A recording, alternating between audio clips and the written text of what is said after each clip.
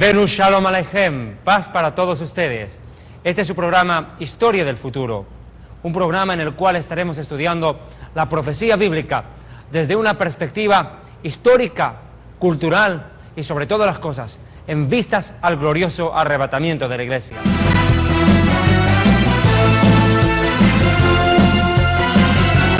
De entrada nada más, y para comenzar este ciclo de Historia del Futuro, estudiando la profecía bíblica, comenzaremos en detalle un estudio sobre el arrebatamiento de la Iglesia, su implicancia y su inminencia. Definitivamente todos los acontecimientos políticos, sociales, económicos y religiosos que vive el mundo entero están anunciando a gritos que algo está a punto de ocurrir, y es el arrebatamiento del pueblo de Dios. Hace más de 2000 años, el Mesías Yeshua ascendió vivo a los cielos, pero antes de partir, Él anunció y prometió regresar por los suyos. Me gustaría comenzar con Juan capítulo 14. Veamos, por favor, versículos 12 en adelante. El Mesías Yeshua, Mashiach Yeshua, prometió lo siguiente. Dice: en la casa de mi Padre muchas mansiones hay. Si así no fuera, yo os lo hubiera dicho. Voy pues a preparar lugar para vosotros. Tomen en cuenta: y si me fuere y os preparo lugar para ustedes, vendré otra vez. Y tomamos énfasis en esta declaración del Mesías: y vendré otra vez, y os tomaré a mí mismo, es decir, los recogeré, para que donde yo estoy, en la casa de mi Padre, en los cielos, vosotros también estéis allí. Definitivamente han pasado, lo repito una vez más de 2000 años desde que fuera emitida esta promesa del Mesías para su pueblo. A lo largo de todos estos siglos, apóstoles y siervos del Señor esperaron ansiosamente el momento en el cual el Mesías retorne por su pueblo. Muchos murieron ya y están en los cielos esperando otro acontecimiento paralelo al del arrebatamiento de la Iglesia. Me refiero al de la resurrección de los muertos en Cristo, que ocurrirá en el mismo instante en que el Señor recoja a la Iglesia. Pero aquellos que estén vivos hasta el momento del arrebatamiento serán transportados de la tierra al cielo en un viaje fantástico que durará fracción o milésimas de segundo nada más. Definitivamente, amados hermanos, todo lo que está aconteciendo en el mundo de hoy nos anuncia que el Señor está muy cerca y que debemos vivir en santidad.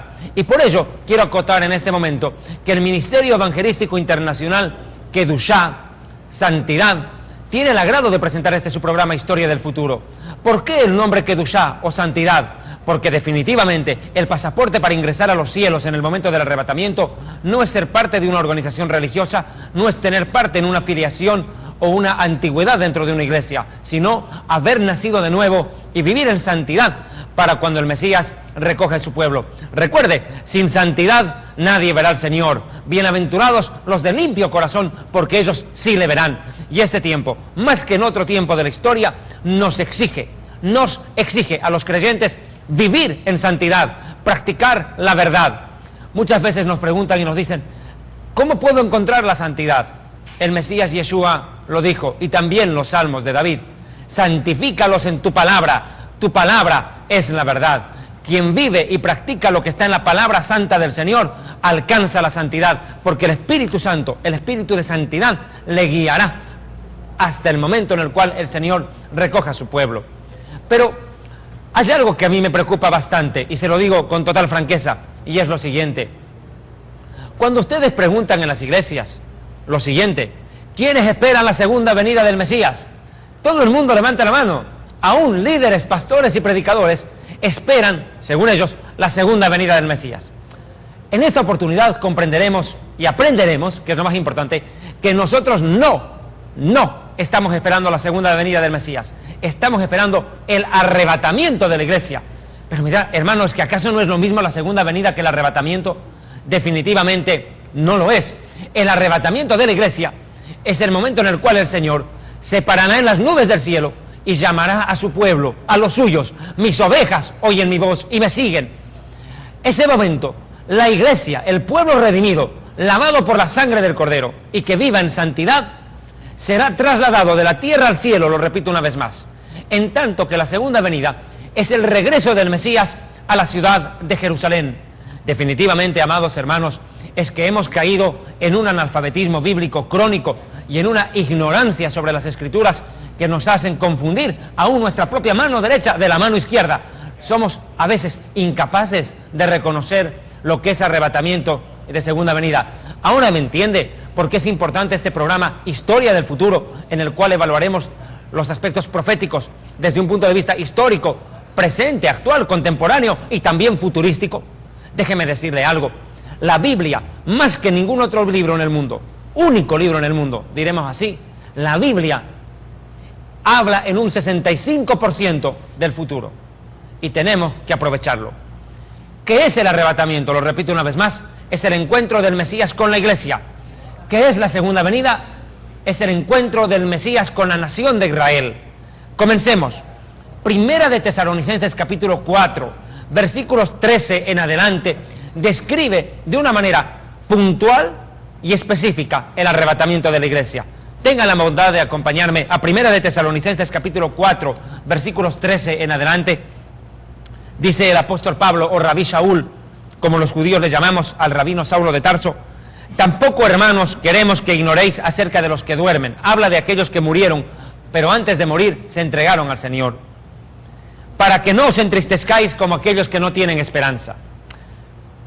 Cuando una persona fallece comúnmente dentro de una religión tradicional, cultural o lo que quiera usted llamarlo, lo común es hacer misas y rezos por el alma de aquellas personas que murieron. Nosotros que hemos nacido de nuevo, nosotros que confiamos en Yeshua como Mesías y Señor, no necesitamos de misas, no necesitamos de oraciones después de haber muerto, porque para nosotros el vivir es el Mesías, Yeshua, y el morir es ganancia, porque en cuanto partimos de este mundo, subimos inmediatamente hasta la presencia de nuestro Señor y alcanzamos el descanso eterno. No necesitamos misas. Quienes implícitamente recurren a ello para dar consuelo a las almas de sus seres que partieron, implícitamente dan a entender que no están en el cielo, porque si están en el cielo, ya para qué misas, ¿no le parece lógico? Por eso dice acá el apóstol Pablo que no nos entristezcamos como aquellos que no tienen esperanza. Nosotros sí tenemos esperanza. Cuando partimos, llegamos al cielo, y eso es más que suficiente. Tenga por hecho que si su familiar falleció, pero antes de fallecer entregó su vida al Señor y nació de nuevo, no necesita que oren por él. Más bien, tal vez Él está orando por usted para que viva en santidad y haga la voluntad de Dios aquí en la tierra. El problema es para los que se quedan, no para los que se van. Pero aquí el apóstol Pablo, o Rabí Shaul, continúa la enseñanza y dice: porque si creemos que Yeshua murió y resucitó, así también Dios traerá con Yeshua a los que durmieron en Él. Por lo cual os decimos esto en palabra del Señor. Entienda, esto es palabra del Señor. Que nosotros que vivimos, que habremos quedado hasta la venida del Señor, hasta el arrebatamiento, no nos adelantaremos a los que murieron en Cristo, en Yeshua. Porque el Señor mismo, vea, no es un ángel, no es un arcángel. El Señor mismo, con voz de mando, autoridad, con voz de arcángel y con trompeta de Dios, tome en cuenta, con trompeta de Dios, descenderá del cielo. Y entonces los muertos en Yeshua, en Cristo, el Mashiach, resucitarán primero. Es que este fenómeno es fantástico. La resurrección de los muertos en Cristo será un hecho paralelo al del arrebatamiento. Imagínense, millones de creyentes que a lo largo de la historia, en estos 2000 años, creyeron en el Señor, se levantarán con cuerpo glorificado de sus tumbas. Y no solo ellos, déjame decirle, también se unirán hombres como Abraham, Isaac, Jacob, David, Isaías, Jeremías y los profetas, hombres justos de Dios, que murieron antes que el Mesías viniera a este mundo. Ellos también resucitarán en el momento del arrebatamiento, porque Yeshua les prometió a sus discípulos, a sus talmidim, lo siguiente: les dijo: en aquella hora os sentaréis en una misma mesa, junto con Abraham, Isaac y Jacob y los padres. Imagínense, en mi reino.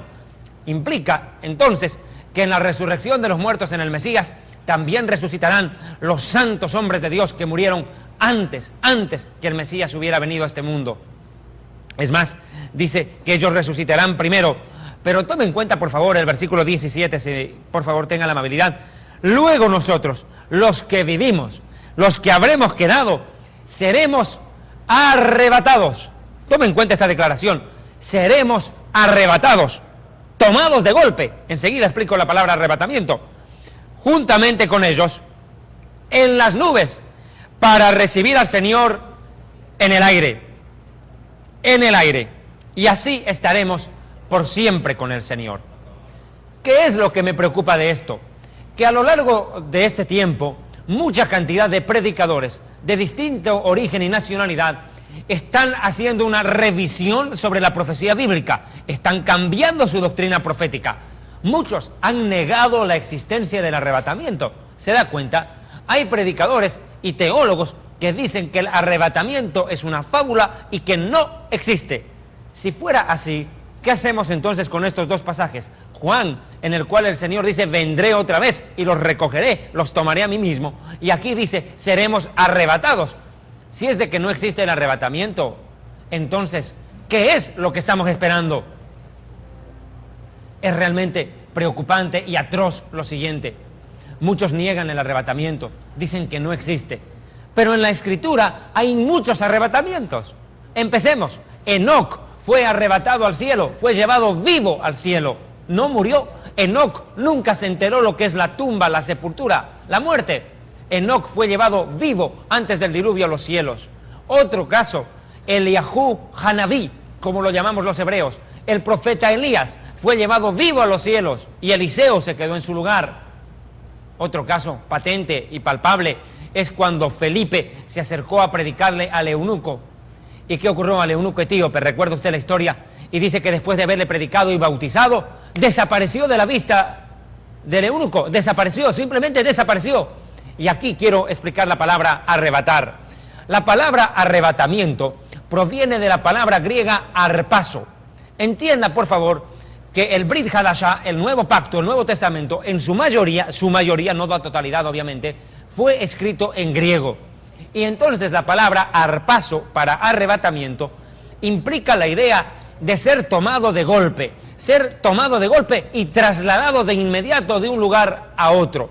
Y eso es lo que ocurrirá con la iglesia en el momento cuando suene la trompeta de Dios.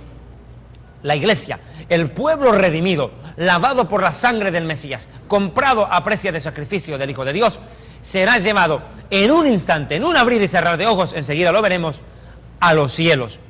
Y quiero, por favor, comprobar precisamente esta cita con Primera de Corintios, capítulo 15, versículos 51 y 52, que dicen lo siguiente: he aquí os digo un misterio. Mire la declaración de Rabí Shaul, del apóstol Pablo. He aquí os digo un misterio. ¿Qué es misterio? Eso es lo que tenemos que entender ahora. ¿Qué es misterio? ¿Misterio es secreto? No. Definitivamente, misterio no es un sinónimo de secreto. Secreto es algo que se oculta, que se calla, que no se revela. Deuteronomio, Devarim 29:29, el último libro de la Torá o del Pentateuco, Moshe Rabbeinu, nuestro rabino Moisés, decreta y dice: porque las cosas reveladas son nuestras, los secretos le pertenecen al Señor, solo lo revelado nos pertenece a nosotros y a nuestros hijos. Entienda que hay cosas que son secreto de Estado, secreto del Rey de Reyes y Señor de Señores, cosas que Él no revela. Un ejemplo de ellas, claro, como no, hay uno de ellos, y me parece importante decirlo. ¿Cuándo será el arrebatamiento de la iglesia? ¿Quién lo sabe? Nadie, absolutamente nadie. Ese es un secreto del Señor, nadie lo sabe. Pero misterio no es lo mismo que secreto. Misterio es una verdad espiritual que se revela al hombre por medio de parábolas o de su misma palabra de una manera directa y frontal. Un misterio es lo que ocurrirá en el momento de la resurrección de los muertos en Cristo. Es una cosa que no se lo vio jamás en detalle, que hay muestras de resurrecciones en el Antiguo Testamento. Obviamente que sí, el Tanaj o Antiguo Testamento registra resurrecciones. Pero algo como lo que ocurrirá en el arrebatamiento es algo misterioso. Cuando ocurra, se lo comprenderá plenamente, pero ya la palabra lo está anunciando. Misterio es algo que se puede conocer, es algo que se puede comprender por medio de la revelación de la palabra del Señor a través del Ruach HaKodesh, del Espíritu Santo. Ahora, ¿cuál es el misterio del cual habla Rabí Shaul en este pasaje? Dice la Escritura: no todos dormiremos. ¿Qué quiere decir con ello? No todos van a llegar a la tumba para el día del arrebatamiento. Algunos van a estar vivos en el momento del arrebatamiento. Vea usted, no todos los creyentes llegan a la tumba. sino que muchos estarán vivos y serán arrebatados, los otros resucitados. Dice, no todos moriremos, pero eso sí, todos seremos transformados. Claro, porque cuando suene la trompeta del Señor desde los cielos y se levante a la iglesia hasta la presencia del Señor, Rey de Reyes y Señor de Señores, en ese momento ocurrirá una transformación en el cuerpo de las personas. Los que estén vivos tomarán en un segundo, un cuerpo sobrenatural, un cuerpo que no se enferma, un cuerpo que no sufre de cáncer, de amputaciones, de cegueras, de sorderas, un cuerpo que no vuelve a morir, un cuerpo sobrenatural, un cuerpo celestial, y con ese cuerpo celestial ascienden a los cielos. Pero ¿qué de aquellos que murieron con su esperanza en el Señor? Ellos saldrán de las tumbas, no con un cuerpo de carne, hueso y sangre, sino con un cuerpo espiritual, con un cuerpo sobrenatural, con un cuerpo celestial. Y ellos también ascenderán a los cielos. Dice, todos seremos transformados en un momento, y présteme atención a esto, en un momento será el arrebatamiento. Es una cosa de un momento, no es un proceso que lleve 3 meses llevar a la iglesia al cielo, suba un grupo por acá, otro grupo por allá. No, el arrebatamiento es en un momento, es algo absoluto, y en un momento será, en un abrir y cerrar de ojos. Y quiero explicar esta declaración, abrir y cerrar de ojos, fracción de segundos. Un astronauta de la NASA que pretende hacer un viaje espacial necesita contar, primero, obviamente, con la nave espacial. Una nave espacial cuesta cientos de millones de dólares. Pero el astronauta no solamente necesita entrar dentro de la cápsula para ser lanzado al espacio. El astronauta debe estar revestido con una vestimenta que le permita vivir en las condiciones que le exige la naturaleza fuera del planeta Tierra. Tienen que hacerle un traje para el astronauta que está valuado, escuche muy bien, por lo menos en 15 millones de dólares. Un traje que le permita sobrevivir fuera del planeta Tierra. ¿Se da cuenta? Pero la iglesia no tendrá nave espacial para subir a los cielos. Y tampoco necesitará un traje de 15 millones de dólares por cada persona para subir a los cielos. Mire la declaración. Dice, en un momento, en un abrir y cerrar de ojos, la iglesia sube no con traje espacial, sino con cuerpo glorificado. Los cielos se llenarán de millones de personas que suban con un cuerpo brillante, más resplandeciente que el sol, y ascenderán en multitud a los cielos para encontrarse con nuestro Señor. Y dice que en un abrir y cerrar de ojos será rápido, instantáneo el arrebatamiento, a la final trompeta. Y preste atención a esta declaración: a la final trompeta. ¿Cuál trompeta? Con voz de mando, voz de arcángel y con trompeta de Dios. De eso habla, de lo que explicó ya Rabí Saúl en Tesalonicenses. Porque se tocará trompeta, ratifica otra vez 1 Corintios 15, y entonces los muertos serán resucitados incorruptibles. Lo repito, los muertos no resucitarán, con un cuerpo que se vuelva a enfermar o morir. Y nosotros, que estemos vivos en el momento del arrebatamiento, el Señor permita que estemos vivos en ese momento, seremos transformados. Definitivamente, el tema del arrebatamiento concita la atención y la expectativa del pueblo del Señor. Enseguida, nada más, continuamos con este magnífico mensaje que nos prepara en santidad para el encuentro con nuestro Mesías. Yeshua viene pronto.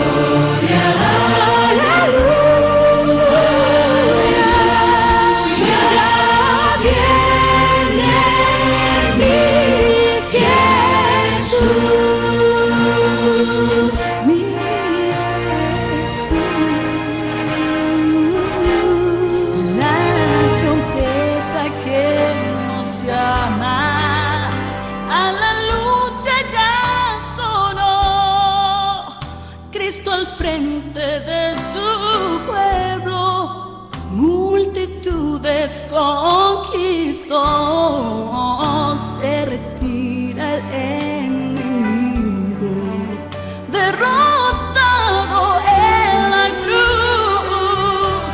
Ya viene mi Jesús.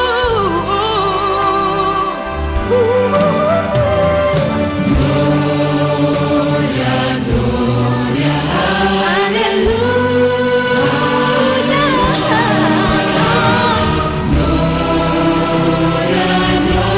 gloria, gloria, aleluya. Gloria, gloria, aleluya. Ya viene mi Jesús, Jesús.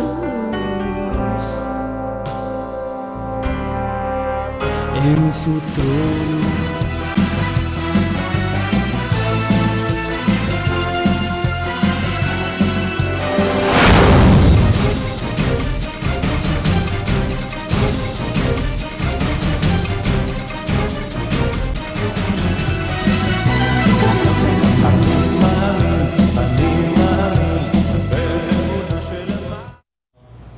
Para retomar este tema de la segunda venida del Mesías, yo quiero hacer un acápite, un paréntesis me parece necesario, y leer lo que el profeta Oseas escribió en el capítulo 4 de su libro, versículos 6 y 14 del mismo.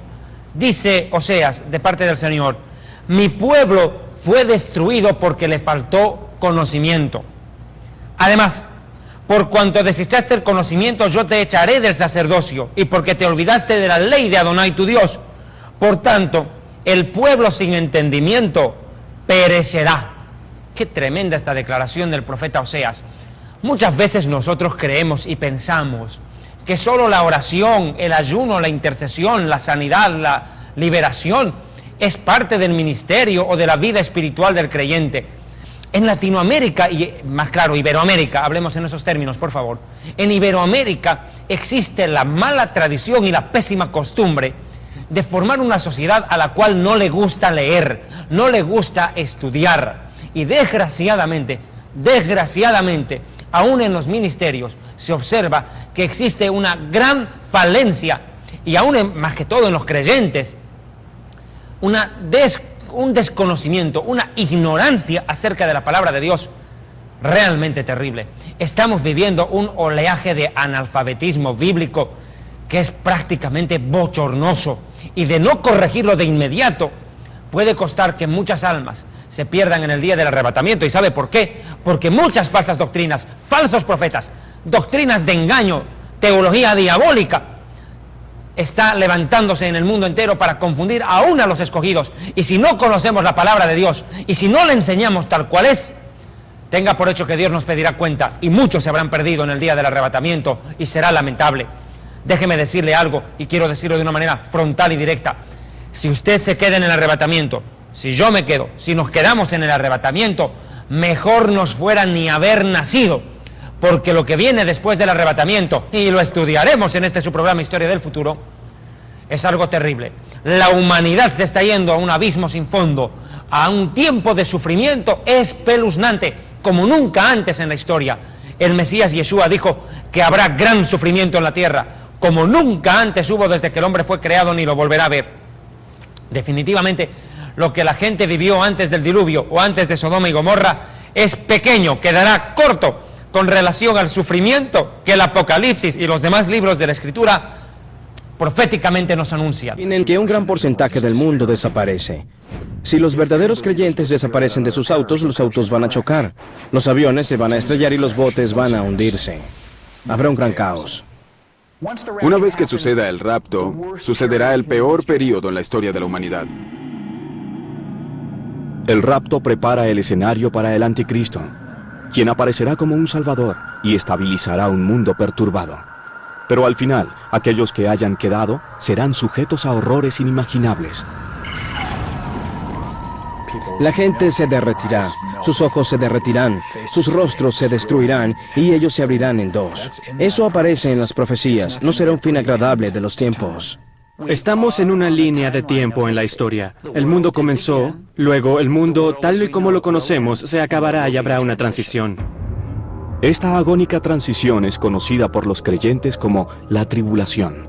Es parte de un sistema de interpretación bíblica llamada dispensacionalismo, del que son partidarios algunos evangélicos y fundamentalistas.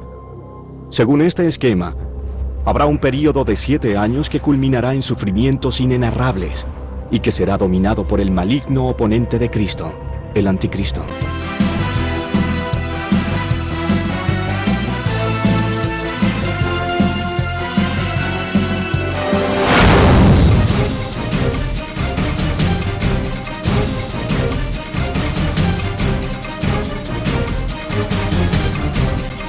Hoy necesito explicar qué es la segunda venida del Mesías. El arrebatamiento, hemos dicho, es el encuentro del Mesías con la iglesia.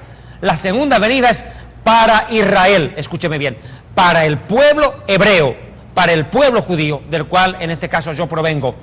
Pero quiero hacer una declaración puntual y taxativa al respecto. Amados hermanos, es necesario, menester, comprender lo siguiente. El Señor, el bendito Dios del universo, tiene dos pueblos. El pueblo escogido, que es la nación de Israel, fundada por Abraham. Abraham es el padre del pueblo hebreo. Y la iglesia, fundada por el Mesías, Yeshua, Jesús, que es el pueblo redimido del Señor. Cuando nosotros confundimos el plan de Dios para Israel con el plan del Señor para la iglesia, vamos a formar una ensalada de tantas cosas que al final ni nosotros vamos a poder digerir. En la Escritura hay que ser sabio, bajo la dirección del Ruach HaKodesh, del Espíritu Santo, para discernir y comprender cuándo el Señor habla a Israel en específico y cuándo a la iglesia. Hermanos, el plan para con la nación de Israel incluye de aquí a poco un tiempo de angustia y sufrimiento terribles, más de lo cual hemos tenido que sufrir a lo largo de la historia. El Holocausto, en la época de la Segunda Guerra Mundial, cuando el perverso Adolfo Hitler provocó la muerte de 6 millones de judíos en los campos de concentración, sin contar los millones de personas que murieron fuera de los campos de concentración, de los cuales no existen estadísticas, va a quedar reducido en relación al sufrimiento que la nación judía va a tener que afrontar en los últimos años de la historia, antes del regreso del Mesías a la ciudad de Jerusalén. Pero quiero dejarle claro, la segunda venida del Mesías es el regreso del Rey, del Hijo del Bendito, a la ciudad de Jerusalén. Yo necesito hacer una aclaración, y présteme atención, una aclaración puntual al respecto, y por favor, compréndame. Cuando usted habla de una segunda venida, tiene que referirse de inmediato a una primera venida. No puede haber segunda sin primera, ¿no le parece obvio? Entonces, ¿cuál fue la primera venida del Mesías? Cuando Mashiach Yeshua, cuando el Mesías Yeshua vino a Israel. ¿Dónde vino la primera vez él? ¿A Chile, a Uruguay, a Costa Rica, a Dinamarca, a Holanda, a Francia, a Japón? Vino a Israel. Por tanto, la segunda venida también es a Israel. La segunda venida es el regreso del Mesías a Israel, no por la iglesia, sino a Israel, como vimos en el programa anterior, amados hermanos. El encuentro de la iglesia con el Mesías Yeshua será en las nubes del cielo, en el aire, pero aquí se habla de una segunda venida a Israel. ¿En qué lugar de la Biblia se describe este magno hecho profético? Tenga en cuenta, por favor, lo siguiente. Zacarías capítulo 14. Vea, por favor, versículos 2 en adelante. Permítame, por favor, tomar la santa y bendita palabra del Rey de Reyes y Señor de Señores, todopoderoso Rey del universo. Zacarías capítulo 14 describe el preámbulo a la segunda venida del Mesías. Dice así la palabra del Señor: porque yo reuniré a todas las naciones para combatir contra la ciudad de Jerusalén, y la ciudad será tomada, saqueadas las casas, violadas las mujeres, y la mitad de la ciudad irá en esclavitud, pero el resto del pueblo en Jerusalén no será sacado de la ciudad. Me detengo acá. Cuando el Mesías regrese a Israel, cuando ocurra la segunda venida, cuando Yeshua pise Ciudad Santa, Israel estará viviendo el tiempo de mayor sufrimiento de su historia. Lo que el profeta Jeremías Jeremías, en el capítulo 30, verso 7, describió como la angustia de Jacob. Jacob es Israel. Ahora mire, la ciudad santa quedará rodeada, mire acá, por todas, absolutamente por todas las naciones de la tierra. ¿En qué momento regresa el Mesías? Escúchame bien, al final de la Tercera Guerra Mundial, así como me escucha. La Tercera Guerra Mundial, una guerra terrible que provocará la muerte de 2/3 partes de la humanidad, según el mismo Zacarías. Es decir, que de cada 6 personas, 4 morirán en esa guerra. El mundo va a quedar casi despoblado al final de la Tercera Guerra Mundial. Allí regresará el Mesías. Y quiero hacer acotación a alguien que me parece imprescindible de citar en este momento. Al judío alemán Albert Einstein. Se dice de él que fue el cerebro, el hombre más sabio en los últimos 500 años en pisar este planeta. Albert Einstein dijo algo impresionante y preste atención. Los periodistas le preguntaron: señor Einstein, ¿cómo será la Tercera Guerra Mundial con la invención de la bomba atómica? Y Einstein dijo: no me pregunten cómo será la Tercera Guerra Mundial, pregúntenme cómo será la Cuarta Guerra Mundial. ¿Cómo será, señor Einstein? Con palos y con piedras, porque al final de la Tercera Guerra Mundial este mundo quedará hecho pedazos. El Armagedón, me anticipo a la prédica que tendremos en específico con respecto a este tema del Armagedón, será la batalla de los chinos, 200 millones de soldados chinos, como lo dice el Apocalipsis, enfrentándose a todas las naciones del mundo. ¿Dónde se enfrentarán chinos contra todas las naciones? En el punto neutral, Jerusalén. Jerusalén geográficamente ocupa un papel preponderante. La ciudad de Jerusalén está ubicada en el centro mismo del planeta Tierra. Al norte está Europa, al sur el África, al este está el Asia y al oeste América Latina. Pero déjeme decirle esto más.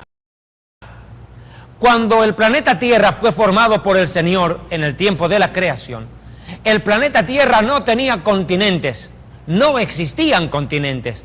Los continentes vinieron a existir ¿cuándo? Cuando ocurrió el diluvio. Ahí se formaron los continentes distintos, haciendo que las masas de tierra, los países se separen unos de otros. Y esto se comprueba muy fácilmente cuando uno observa cómo el África encaja en el Brasil. ¿Notó alguna vez ese detalle? El África encaja en el Brasil. Alguna vez estuvieron juntos y en el diluvio se separaron esas gigantescas masas de tierra, dando lugar, una vez más lo repito, a la formación de los 5 continentes. Pero hay algo que me parece puntual y quiero volver al tema. Cuando las naciones se encuentren en Jerusalén, se encontrarán comandadas por un personaje siniestro, al cual mi pueblo, el pueblo hebreo, desgraciadamente le otorgará el honor de Mesías. Le entregará el reino de la nación de Israel. Hablo del anticristo, un falso Mesías. Y entiendan por qué. La mayoría del pueblo hebreo, la mayoría de mi pueblo, no acepta, no reconoce a Yeshua como el Mesías esperado.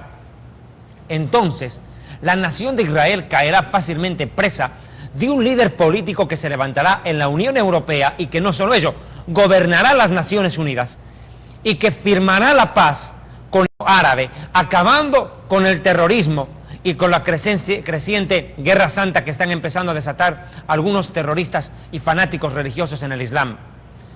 Se firmará la paz e Israel reconocerá a este personaje político de origen judío, y lo digo muy bien, como el Mesías esperado. Y Yeshua ya lo anunció. Juan capítulo 5 versículo 43 dice: y a mí, que vengo en nombre de mi Padre, no me recibís. Otro vendrá en nombre propio, a ese lo recibirán. ¿De quién habla? De un falso Mesías llamado el Anticristo. El Apocalipsis lo llama la bestia. Definitivamente, este personaje firmará la paz con la nación de Israel, será un auténtico lobo disfrazado de oveja, un humanista deslumbrante que incautará y que deslumbrará a la humanidad entera, en especial a la nación de Israel. Lo repito una vez más.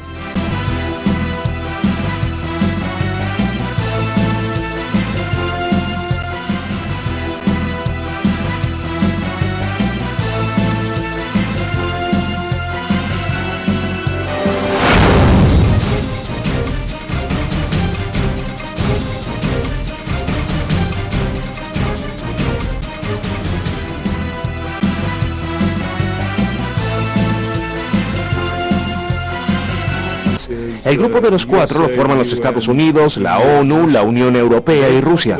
Ellos diseñaron un mapa para resolver el problema entre Israel y Palestina. Esto que acabo de decir no suena como un tratado de paz. Será uno de los primeros en la historia en ser un verdadero líder mundial. Es decir, controlará el mundo. Bienaventurados los pacificadores es una conocida frase de la Biblia, pero Lindsay ayudó a popularizar la noción de que el pacifismo será el principal disfraz del anticristo.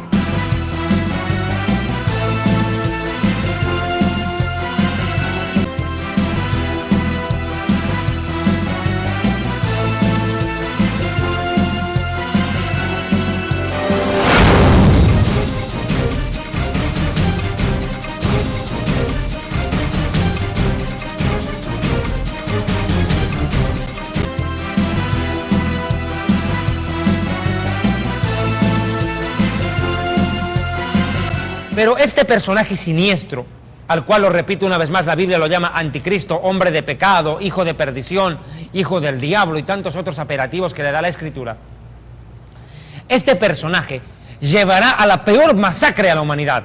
En principio firmará la paz con Israel, lo he dicho, pero luego provocará la Tercera Guerra Mundial. Y esta Tercera Guerra Mundial no se detendrá, no parará, escúcheme bien, no parará hasta la batalla del Armagedón, cuando 200 millones de soldados chinos se tengan que enfrentar a una multitud de todas las naciones comandadas por el anticristo. Y todo eso tendrá lugar en la ciudad de Jerusalén. Cuando la situación se haga tan terrible y grave, ese momento descenderá el Mesías desde los cielos. Acá dice en el versículo 3, después saldrá el Señor, Adonai, y peleará con las naciones. La primera venida del Mesías, cuando Yeshua vino por primera vez a Israel, vino como cordero. En la siguiente vendrá como león. En la primera venida vino para servir. En la siguiente viene para gobernar. En la primera venida vino a morir a favor de los pecadores. En la segunda viene a matar y a destruir, a arrasar con los enemigos de la nación de Israel. Se dio cuenta que primera venida no había sido lo mismo que segunda venida no había sido lo mismo que arrebatamiento.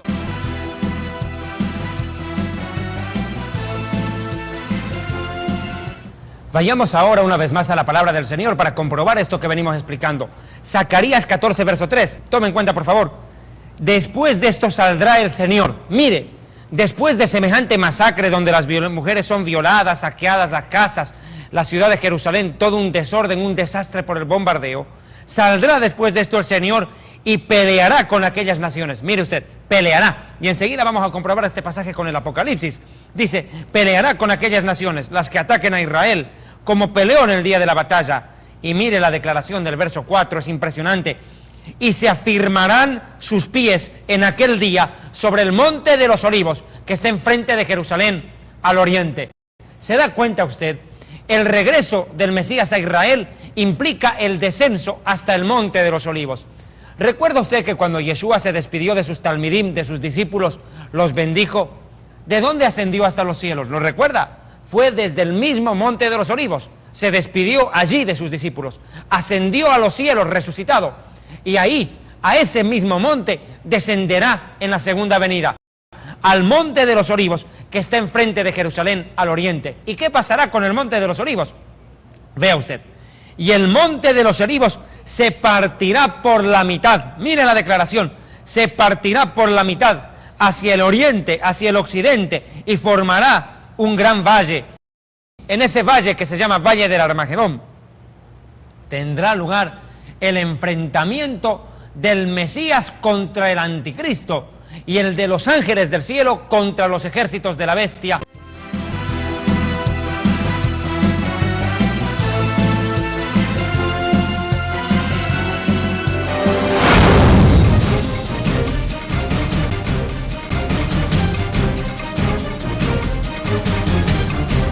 Quiero comprobar este pasaje profético, si me lo permite, por favor, con Zacarías capítulo 12. Retroceda, por favor. Zacarías capítulo 12, versículo 2. Dice así la palabra del rey. He aquí que yo pongo a Jerusalén, la ciudad santa, por una copa que hará temblar, que embriagará a los pueblos de alrededor contra Judá en el sitio contra Jerusalén. Quiero detenerme en este pasaje bíblico, por favor, y tome en cuenta la importancia del mismo. Zacarías está describiendo un conflicto que ya hoy lo estamos viendo, patente, en las pantallas de televisión y en los periódicos, sin contar con las noticias que nos llegan por la radio y el internet. La ciudad de Jerusalén se está convirtiendo en un verdadero problema para los pueblos de alrededor. El pueblo palestino y la nación árabe, la multitud de naciones árabes, han tomado a Jerusalén como una ciudad sagrada para el mundo islámico. El Islam es la religión del mundo árabe, por demás estará decirlo. Los musulmanes la llaman Al-Quds, la sagrada. ¿Por qué? Según el mundo árabe, la ciudad de Jerusalén es importante para ellos porque de allí habría ascendido al cielo, vivo en un caballo blanco, el profeta Mohammed o el profeta Mahoma, quien escribió el Corán. No obstante, para los musulmanes Jerusalén es sagrada, lo repito una vez más, la llaman Al-Quds. Ahora, ¿qué ocurre? Según esta profecía, los pueblos de alrededor van a empezar a combatir por Jerusalén. Eso es lo que está ocurriendo hoy. Este es probablemente el predio religioso más conflictivo del mundo. El monte Moria, el lugar sagrado en que el pueblo judío, en el primer milenio de su historia, realizaba sacrificios de animales. Según la tradición islámica, fue aquí donde el profeta Mahoma ascendió al cielo a comienzos del siglo VII. Y según la profecía bíblica, es aquí también donde se erigirá el tercer templo judío.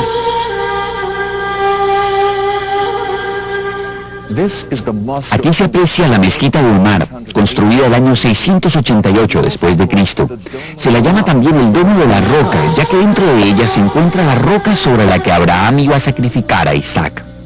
El Estado palestino que pronto se creará, y se creará con la firma de la paz con Israel a manos del anticristo, del falso Mesías de Israel, exige que la ciudad de Jerusalén sea partida, si quiere así decirlo, por la mitad, que sea la capital del Estado palestino y a la vez la capital del Estado de Israel, algo que para el pueblo judío y para el Estado judío definitivamente es inaceptable, pero al parecer las profecías bíblicas lo confirman, se tendrá que dar, mal que le pese a la nación de Israel, lamentablemente.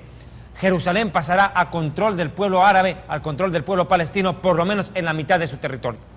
Ahora, ¿qué ocurre? Todas las ciudades del mundo, todos los ejércitos del mundo, ahora van a marchar contra Israel. Vean la siguiente parte del versículo. Mire, lo que comienza siendo un sitio regional, un conflicto por Jerusalén, con los pueblos de alrededor, mire cómo termina. 3.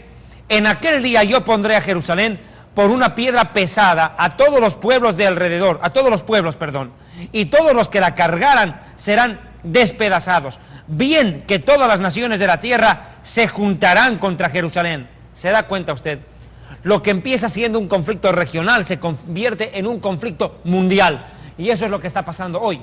La Organización de Naciones Unidas, la ONU, en una declaración pasada, emitida por Kofi Annan, ex secretario general de la misma, dice lo siguiente: Jerusalén tiene que convertirse en una ciudad internacional que pertenezca a toda la humanidad, porque es una ciudad cosmopolita. Vaya problema. Imagínense que Jerusalén sea de todos y de nadie al mismo tiempo. Discúlpeme, por favor, el ejemplo, pero es casi como una prostituta, ¿verdad?, que pertenece a todos y que no pertenece a nadie. Eso quieren hacer con Jerusalén las Naciones Unidas para, entre comillas, solucionar el conflicto en el Oriente Medio. Esto no hará otra cosa que suscitar la ira de Dios. ¿Y sabe por qué? Y entiéndame, porque Jerusalén no le pertenece solo al pueblo judío, no le pertenece al mundo árabe, le pertenece a Dios. ¿Se da cuenta? Yeshua dijo: no juren por el cielo porque es el trono de Dios, no juren por la tierra porque es el estrado de sus pies, y no juren por Jerusalén, porque Jerusalén es la ciudad del gran rey. ¿Se da cuenta? Es más, el Salmo 48 dice: Jerusalén, ciudad de Dios. Quien quiera tomar control de Jerusalén está queriendo tomar el trono de Dios. Y ahora lo explico. El Salmo 122 dice en el verso 6: orad por la paz de Jerusalén, sean bendecidos y prosperados los que te aman. ¿Pero por qué? La respuesta está en el verso 5 de ese mismo Salmo 122. Porque allí están las sillas del juicio y los tronos de la casa de David. ¿Cuál es la casa de David? La tribu de Judá. ¿Y quiénes se sientan en el trono de la tribu de Judá? Los reyes de Israel. ¿Y quién es el rey que tiene que sentarse allí? El Mesías Yeshua, heredero del rey David. ¿Qué me está queriendo decir usted? Lo siguiente, escuche. En la eternidad pasada, Hasatán, el diablo, quiso tomar por la fuerza el trono de Dios en el cielo. Subiré a lo alto del cielo, junto a los lados del norte, levantaré mi trono y seré semejante al Altísimo. Eso dijo Satanás. Eso lo comprueba usted con Isaías capítulo 14. Pero el diablo, al haber fracasado en el intento de tomar por la fuerza el trono de Dios en el cielo, hoy no se ha rendido. Quiere el trono de Dios en la tierra, el trono del Hijo de Dios en la tierra, y ese trono está en Jerusalén. Ahora puede entender por qué todo el mundo pelea por Jerusalén, porque el mismo trono de Dios en la tierra, el gobierno de Dios en la tierra, está allí en Jerusalén, y es por eso que todas las naciones combaten por la ciudad santa. Una frase del Talmud, el Talmud es la explicación judía de la Biblia, dice algo sorprendente, y escuche que: si un rey conquista el mundo entero y no logra conquistar Jerusalén, es un rey que nunca conquistó absolutamente nada. Ahora se da cuenta por qué Jerusalén es un trofeo de guerra para todos los pueblos del mundo. Y en efecto, acá, en esta tercera guerra mundial, cuando el anticristo comande a todas las naciones del mundo y las enfrente contra los chinos y termine en una masacre impresionante como nunca antes en la historia, y cuando el Mesías regrese, definitivamente Jerusalén habrá sido el centro de la última batalla, la última guerra por su conquista hasta antes que el Mesías regrese. Pero sigo leyendo: en aquel día yo pondré a Jerusalén como una piedra pesada para todos los pueblos, y todos los que la cargaran serán despedazados. Definitivamente para las Naciones Unidas, para la ONU, el problema de Jerusalén es una piedra pesada que no la pueden cargar, el peso los está aplastando, ya no saben cómo resolver el conflicto de Jerusalén, a quién entregar el dominio de esa ciudad, si permanecer en dominio hebreo o entregar una parte a los palestinos. Y aquí quiero hacer una aclaración puntual y aprovecho, si me lo permiten, de matar dos pájaros de un tiro. Vea por favor Zacarías 12:3, dice: en aquel día yo pondré a Jerusalén como piedra pesada a todos los pueblos, todos serán despedazados. Perdón, el versículo 2, cometí un error, permítame. He aquí que yo pongo a Jerusalén por copa que hará temblar a todos los pueblos de alrededor contra Judá, en el sitio contra Jerusalén. Quiero aclarar, la palabra Judá viene del hebreo Yehudá, Yehudá o Judas, si quiere más claro en español. La tribu de Judas o la tribu de Yehudá es la tribu que aporta a los reyes de la nación de Israel. Judá fue uno de los hijos de Jacob o Israel, de las 12 tribus, ¿recuerda usted? Pero aquí hay un problema y quiero hacer una aclaración, si me lo permiten. Muchas veces ustedes, amados hermanos cristianos de origen gentil, en sus iglesias cantan esta canción: en las calles de Palestina Cristo andaba, anunciando la verdad del Evangelio. Quiero preguntarles algo con el más debido respeto: ¿en qué Palestina? ¿En qué Palestina? Si Palestina no existe. Nunca se dio cuenta. ¿Acaso no es precisamente que lo que quieren crear es el Estado palestino? Quieren crear el Estado palestino. ¿Por qué quieren crearlo? Porque no existe todavía. No existe. Y no existió. No se llama Palestina, se llama Tierra de Israel. La Biblia lo llama así: Eretz Israel, la Tierra de Israel. Es allí donde el Mesías nació y predicó. Entonces, ¿de dónde viene la palabra Palestina, hermano? La palabra Palestina viene del hebreo, del vocablo Filistim, tierra de filisteos. Ahora yo le pregunto a usted: ¿de quién es la tierra en el Oriente Medio? ¿De los filisteos o de los hebreos? ¿Por qué no le pregunta al rey David quién era Goliat y que le responda a él? ¿Acaso no era Goliat el líder de los filisteos, hoy llamados palestinos? O si quiere y todavía duda, ¿por qué no le pregunta a Sansón quién fue Dalila, no?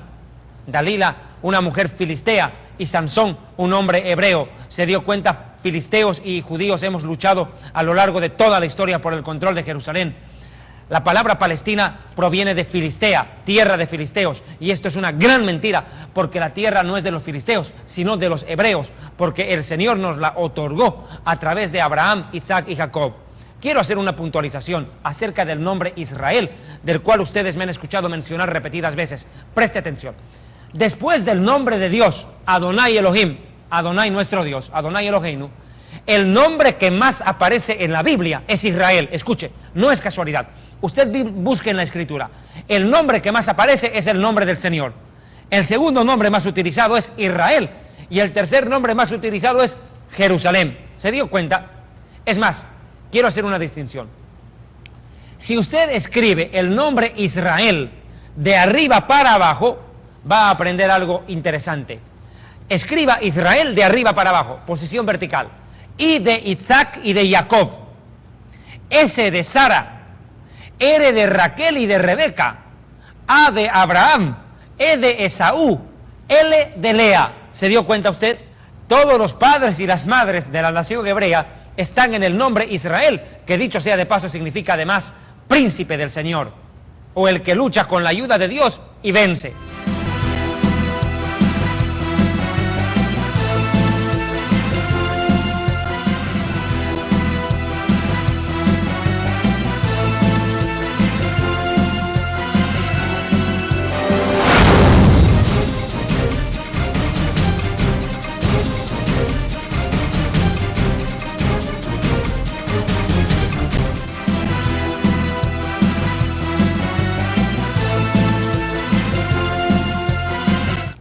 He querido, a la luz de la profecía bíblica, aclarar lo que es el arrebatamiento de la segunda venida, pero esta explicación no sería válida, y a propósito aprovecho para invitarles a que ustedes desean adquirir el material Historia del Futuro, un libro de profecía bíblica que les va a ayudar bastante.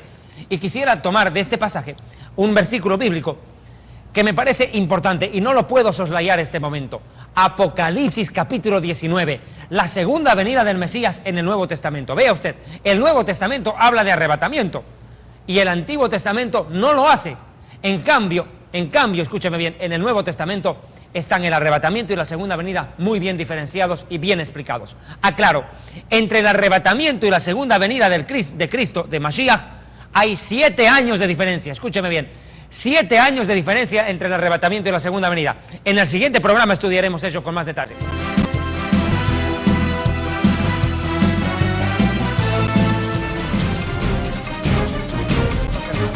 Para mí ha sido un verdadero placer compartir con ustedes este primer programa, la primera parte del estudio sobre el arrebatamiento de la iglesia. El pueblo de Israel tiene una inquebrantable fe en la venida del Mesías, al que espera en toda hora y sabe que no lo defraudará.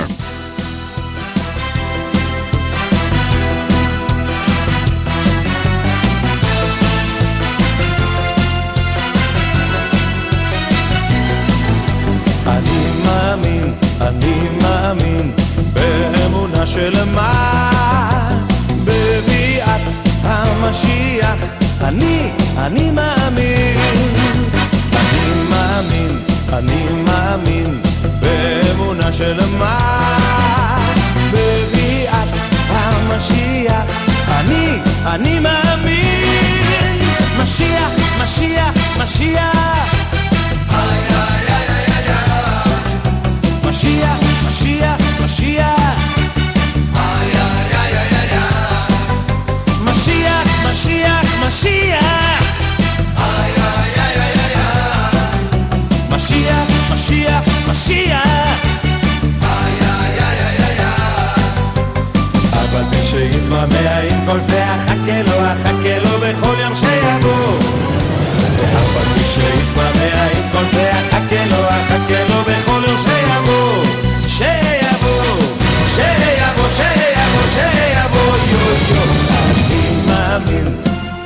El Ministerio Evangelístico Kedushá Santidad, dependiente de las Asambleas de Dios, les saluda. Shalom Aleichem, paz para todos ustedes.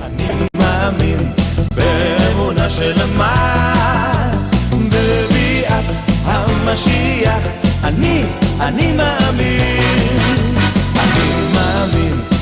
מאמין באמונה שלמה בביאת המשיח.